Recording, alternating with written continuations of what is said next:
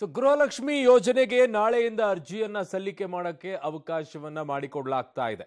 ಇವತ್ತಿನಿಂದನೇ ಆರಂಭವಾಗಬೇಕಾಗಿತ್ತು, ನಾಳೆಯಿಂದ ಅದನ್ನ ಅವಕಾಶವನ್ನ ಮಾಡಿಕೊಡ್ತಾ ಇದ್ದಾರೆ ಗೃಹಲಕ್ಷ್ಮಿ ಯೋಜನೆಗೆ. ಸೇವಾ ಸಿಂಧು ಪೋರ್ಟಲ್ನಲ್ಲಿ ಆನ್ಲೈನ್ ಮೂಲಕ ನೀವು ಅರ್ಜಿಯನ್ನ ಸಲ್ಲಿಸಬಹುದು.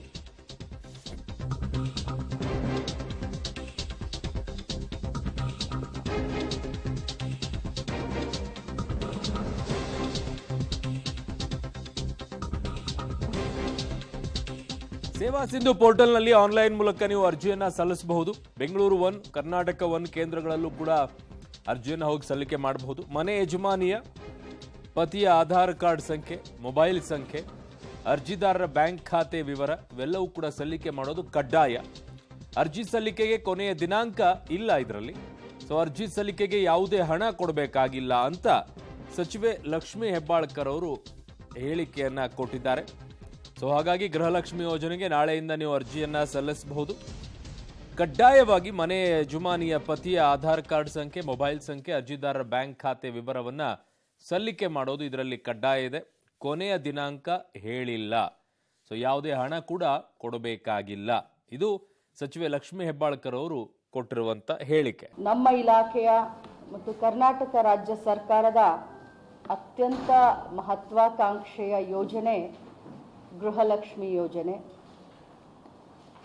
ನಮ್ಮ ಸರ್ಕಾರದ ಧ್ಯೇಯ, ಮಾನ್ಯ ಮುಖ್ಯಮಂತ್ರಿಗಳ ವಿಚಾರ, ಯಾವ ಕುಟುಂಬದಲ್ಲಿ ಮಹಿಳೆ ಶಕ್ತಿಯನ್ನು ಹೊಂದ್ತಾಳೆ, ಯಜಮಾನಿ ಶಕ್ತಿಶಾಲಿ ಆಗ್ತಾಳೆ, ಆವಾಗ ಆ ಕುಟುಂಬ ಕೂಡ ಶಕ್ತಿಶಾಲಿ ಆಗುತ್ತೆ ಅನ್ನುವಂಥ ಉದ್ದೇಶದಿಂದ ನಮ್ಮ ಪಕ್ಷದ ಸರ್ಕಾರ ಮಹತ್ವಾಕಾಂಕ್ಷೆ ಯೋಜನೆ ಗೃಹಲಕ್ಷ್ಮಿಯನ್ನು ನಾವು ಜಾರಿಗೊಳಿಸ್ತಾ ಇದ್ದೀವಿ.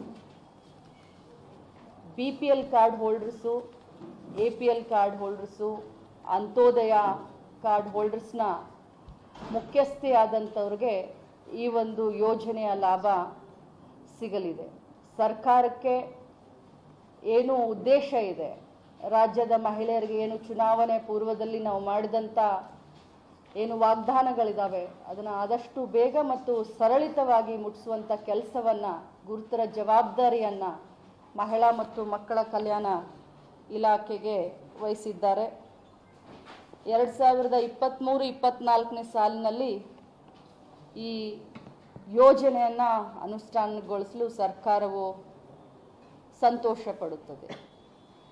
ಯೋಜನೆ ಅನುಷ್ಠಾನಕ್ಕೆ ಸಂಬಂಧಿಸಿದಂತೆ ಪ್ರಮುಖ ಅಂಶಗಳು: ಅರ್ಜಿದಾರರು, ನಾವು ಅರ್ಜಿಯನ್ನು ಇವತ್ತಿನಿಂದ ಆನ್ಲೈನ್ ಮೂಲಕ ಪಡಿಬಹುದು ಅಂತ ನಾವು ಹೇಳಿದ್ವಿ, ಜಿಯೋನಲ್ಲಿ ಹೇಳಿದ್ವಿ. ಆದರೆ ಕೆಲವೊಂದು ಕಾರಣಗಳಿಂದ ಅರ್ಜಿಯನ್ನು 16ನೇ ತಾರೀಕು ಅಂದರೆ ನಾಳೆ ಅರ್ಜಿಯನ್ನು ಅವರು ಸಲ್ಲಿಸಬಹುದಾಗಿದೆ.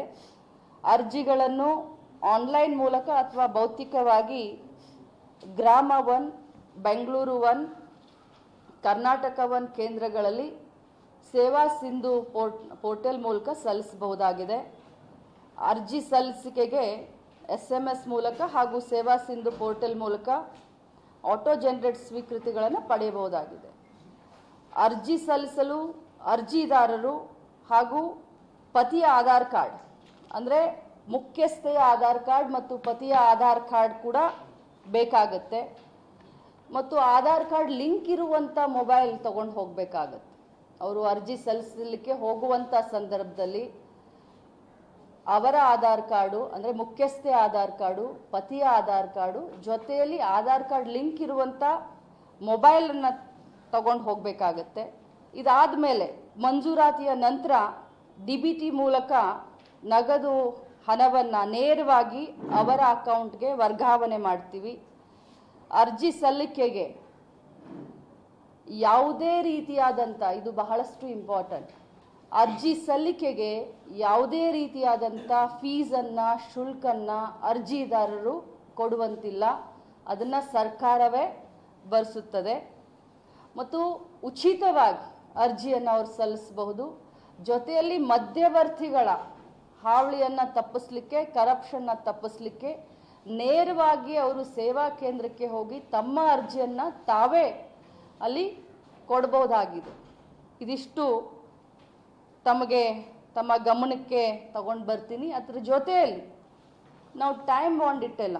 ಅರ್ಜಿಯನ್ನು ಸಲ್ಲಿಸಲಿಕ್ಕೆ ಯಾವುದೇ ಕೊನೆಯ ದಿನಾಂಕವನ್ನು ನಾವು ಇಟ್ಟಿಲ್ಲ. ಮತ್ತು ಈ ಯೋಜನೆ ಬಗ್ಗೆ ಜನಸಾಮಾನ್ಯರಿಗೆ ಯಾರಿಗಾದರೂ ಗೊಂದಲಗಳಿದ್ದರೆ ಒಂದು ಹೆಲ್ಪ್ಲೈನನ್ನು ಕೂಡ ನಾವು ಮಾಡಿದ್ದೀವಿ ನಮ್ಮ ಇಲಾಖೆ ವತಿಯಿಂದ. Helpline number 1902.